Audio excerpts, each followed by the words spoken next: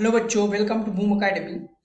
Problem says a few electric field lines for a system of two charges Q1 and Q2 fixed at two different points on the x-axis are shown in the figure.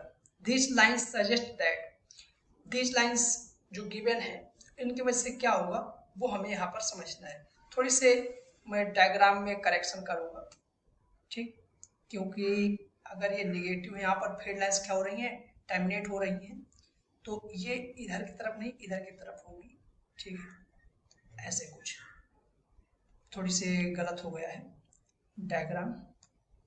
चलिए अब इधर ध्यान से समझिए. यहाँ हम लोग जानते हैं कॉन्सेप्ट क्या है, की कॉन्सेप्ट फील्ड लाइंस का है, इलेक्ट्रिक फील्ड ऑफ लाइंस, ठीक है. Electric field of lines positive charge की वजह से ऑलवेज क्या होती है, ओरिजिनेट होती है, ऐसे away from the positive charge आती है, और नेगेटिव चार्ज की वजह से क्या होती है, टर्मिनेट, ठीक है. यहाँ पर कोई नेगेटिव चार्ज है तो इसमें फील्ड लाइंस क्या होंगे, ऐसे आकर के टर्मिनेट हो जाएंगे. ये आप लोगों को मालूम होना चाहिए, बस यही कंसेप्ट लगाना है. और दूसरा एक की कंसेप्ट इसे 1 बोल देता हूँ. 2, जितना ज्यादा चार्ज होगा उतने ज्यादा नंबर ऑफ फील्ड लाइंस निकलेंगी. मोर charge more will be field lines, ठीक. अब देखिए यहां पर समझिए इसे, Q1 जो चार्ज है और एक Q2 चार्ज है. आप लोग तरह Q1 से कितनी ज्यादा फील्ड लाइंस निकल रही है, काउंटिंग करके भी समझ सकते हैं. Q1 क्या होगा, जो चार्ज होगा उसका मैग्नीट्यूड क्या होगा, ज्यादा होगा किससे, Q2 से, क्योंकि यहाँ पर फील्ड लाइंस क्या है, ज्यादा है. ज्यादा नंबर ऑफ फील्ड लाइंस ज्यादा नंबर ऑफ चार्ज, ठीक. कम फील्ड लाइंस कम फील्ड लाइंस मींस कम अमाउंट ऑफ चार्ज, ठीक है. अब देखिए यहाँ पर कौन सा ऑप्शन हमारा करेक्ट हो रहा है, Q1 ग्रेटर देन Q2, ये वाला ऑप्शन करेक्ट हो गया. ये जो है इसका अपोजिट है जस्ट, तो इसे क्या बोल देंगे, गलत, ठीक. यहाँ पर हमारे 1 और मोर देन 1 में भी करेक्ट हो सकते हैं. तो अब देखिए see, at a finite distance to the left of Q1 the electric field is zero. Check कर लेते हैं, जीरो होगा फील्ड लाइन, इलेक्ट्रिक फील्ड की नहीं होगा. फाइनाइट डिस्टेंस की बात कर रहा है और कहाँ बात कर रहा है, लेफ्ट, ठीक.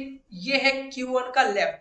यहाँ फाइनाइट डिस्टेंस मतलब कुछ पास में डिस्टेंस की वजह से, देखिए यहाँ पर Q1 की वजह से जो इलेक्ट्रिक फील्ड होगी वो क्या होगी, K Q1 अपान R स्क्वायर, जो भी यहाँ पर डिस्टेंस होगा.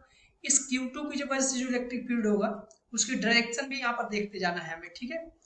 इसकी वजह से डायरेक्शन क्या होगा, पॉजिटिव नेगेटिव चार्ज है तो इसकी वजह से भाई पॉजिटिव चार्ज की वजह से डायरेक्शन किधर होगी, इसकी वजह से ये होगा, ठीक. और नेगेटिव चार्ज के मैं डिफरेंट कलर यूज कर ले रहा हूँ, ब्लैक. नेगेटिव चार्ज की वजह से इलेक्ट्रिक फील्ड की डायरेक्शन क्या होगी, ये होगी, ठीक है. अब यहाँ पर क्या होगा, वैल्यू इलेक्ट्रिक फील्ड का E Q2 की वजह से K Q2 अपान R, R जो भी यहाँ पर R डैश डिस्टेंस है, ठीक है. ये फॉर्मूला लगाना है आपको.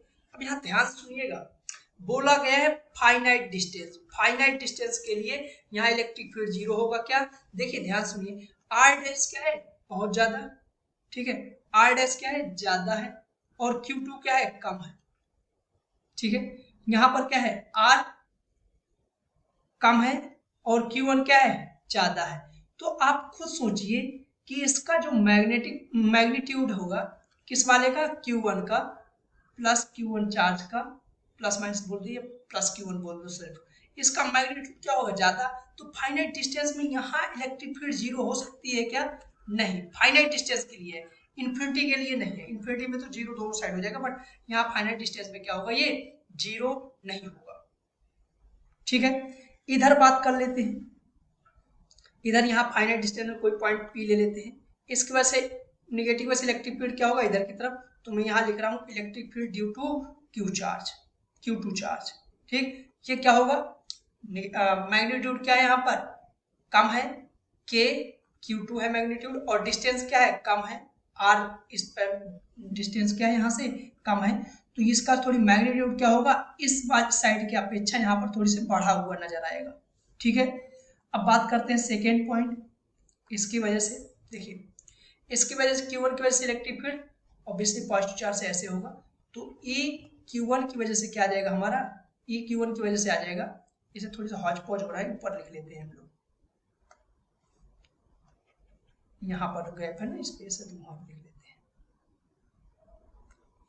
देखिए, इसकी वजह से इलेक्ट्रिक फील्ड क्या आएगा हमारे पास, E Q1 की वजह से K Q1 अपान R डैश, इस बार डिस्टेंस को बोल दे रहा हूँ। ठीक है, अब यहाँ ध्यान दो, मैग्नीट्यूड ज्यादा है, डिस्टेंस बढ़ा है। ठीक है, मैग्नीट्यूड ज्यादा है और डिस्टेंस बढ़ा है, तो इसका ओवरऑल वैल्यू क्या होगा हमारा, ऑब्वियसली इस वाले के मुकाबले घटा होगा थोड़ी। ठीक है, तो ये घटा होगा और ये थोड़ी बढ़ा होगा, तो यहाँ पर चांसेस है कि जीरो हो जाए। ठीक है, मे बी जीरो हो सकता है Q2 के राइट साइड। ठीक है, तो यही लिखा है at a finite distance to the right of Q2 the electric field is zero. हाँ, यहाँ पर हो सकता है। ठीक, तो ये वाला हमारा करेक्ट ऑप्शन हो रहा है डी। ए और डी यहाँ पर दो ऑप्शन करेक्ट हो रहे हैं। ठीक है, ये है हमारे करेक्ट ऑप्शन। आई होप आपको ये सॉल्यूशन पसंद आया होगा। Thank you.